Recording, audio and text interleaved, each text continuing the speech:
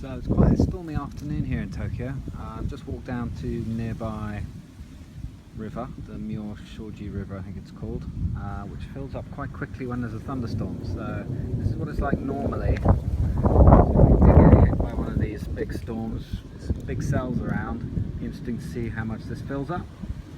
Some pretty impressive thunderstorms in the Tokyo area today in Japan. And there's one just to my south which is really going nuts.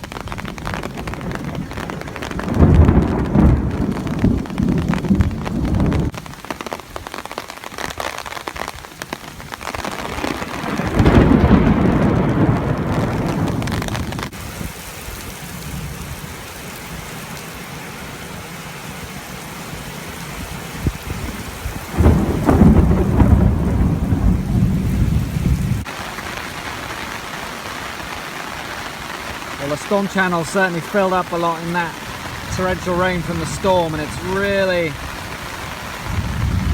filled up pretty quickly.